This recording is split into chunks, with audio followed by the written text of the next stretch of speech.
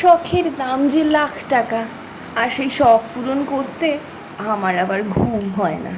মানে লাখ টাকা খরচ করতে আমি সদাই ব্যস্ত।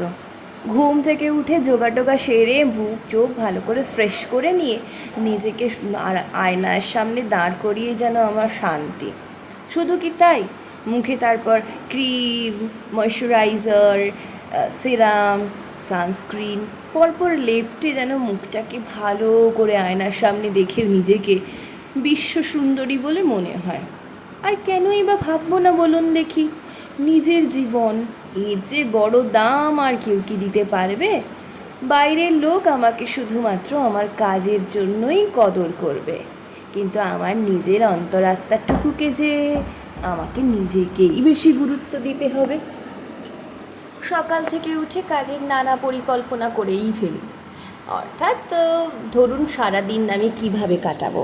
কিন্তু তাই কি শুধু কি সকাল থেকে? পূর্ব দিন রাত্রিরেই সব কিছু ফিক্স করে ফেলি। সব সময় অবশ্য সব কাজগুলো সুন্দরভাবে মন মতো কাজ করে ফেলতে পারি না, তবে চেষ্টা করি, কিছুটা তো করেই ফেলি। আর জানেন তো, আমার মন খারাপের সবচেয়ে বড় উৎস কোনটি? ওই যে একলা থাকা। আর এই সুযোগটা নিয়েই আমাকে বহু লোক বিভিন্ন সময় বিভিন্নভাবে আঘাত করার চেষ্টা করেছে এবং করেও ফেলেছে। তাই আমার সূক্ষ্ম লালাকাতুরে মনটাকে এখন আমি বুঝিয়ে অনেকটা একাকিত্বকে ভরিয়ে রেখে দিয়েছি। কিভাবে? আরে ছবি আঁকি, গান গাই, এই এখন যেমন বকবক করছি, এটাও ঠিক একা থেকেই। একা থেকে আমি বুঝেছি যে একা থাকলেই সবচেয়ে বেশি সঙ্গী পাওয়া যায়, বাইরের জগৎকে জানা যায়।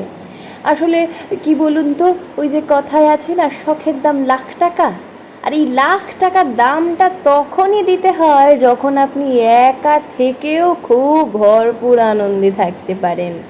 মনটাকে না খুব শান্ত করে বুঝিয়ে নিয়েছি, শখের দাম লাখ টাকা নয় ভাই, লক্ষ কোটি টাকা। আর সেই শখ পূরণ আমাকে করতেই হবে। জীবনে ওই চাঁদে যাওয়ার মতন অত উন্নত চিন্তা করতে পারি না ভাই, গরিব বাড়ির মেয়ে কি না? কিন্তু কিন্তু এই চাঁদের মতো এক ফালি সুন্দর সাদা দেওয়ালটাতে আমি আঁচড় দিয়ে বিভিন্নভাবে বিভিন্ন সময় রং তুলিতে রং করে ফেলি। আর বিশ্বাস করুন, সেই চাঁদে যাওয়ার মতোই আনন্দটুকু অনুভব করি। আর কি বলেন তো, দিন যায় রাত যায়, বয়স তো বেড়েই চলে, কিন্তু মন যে আমার কচি, সেই মনকে যে পোষণ করতে আমি সদা ব্যস্ত। তবে নিজে তেমন স্বার্থপর নই, জানেন তো। মনকে ভালোবাসা, নিজেকে ভালোবাসা খুব একটা স্বার্থপরতা নয়, তেমনটি আমি আজও শিখে উঠতে পারিনি। তবে কি জানেন তো, কিছু কিছু বিষাক্ত বিষয় ত্যাগ করতেই হয়, নইলে যে মন আর শরীর দুইটোই বড্ড অসুস্থ হয়ে পড়ে।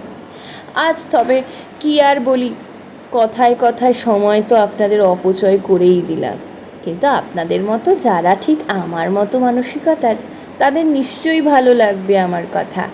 আর যদি ভালো না লাগে কি করব বলুন তো? কমেন্টে এসে গালি দিয়ে যান, কিছু তো শিখি। জীবনে অন্যের গালি থেকেও অনেক কিছু শেখা যায় মশাই, সেটাও কিন্তু রপ্ত করে ফেলেছি। তাই চলুন চলুন, যা বলার মন খুলে বলে ফেলুন, ভালো কি মন্দ। আজ তবে আসি, আমি সায়ন্তনী। আর যা বললাম সেটা আমার মনের কথা, কোথাও খুঁজতে যাবেন না, এই লেখাটা একদমই পাবেন না, কারণ কোথাও লেখনি এটা তৈরিই হয়নি। আর আপনি যদি আমার মতো কথা বলতে ভালোবাসেন, তাহলে দেখবেন ঠিক বকতে থাকবেন। আমি সারাদিনে এত কথা বলি, মাঝে মাঝে তো ওই দেখুন খেই হারিয়ে এখন টাটা বাই বাই বলতে যাচ্ছিলাম, আবার একটা অন্য কথা শুরু করে ফেলেছি। যাই হোক বাপু, ভালো থাকবেন সবাই। আর হ্যাঁ, অন্যের ভালো করবেন। অন্যের ভালো করতে গেলে দেখবেন নিজের জীবনটা এমনিতেই অনেকটা ভালো হয়ে গেছে। আজ তবে আসি, টাটা। আবার ফিরে আসবো খুব তাড়াতাড়ি। আপনাদের শুভকামনা আমার যেন সঙ্গে থাকে। টাটা।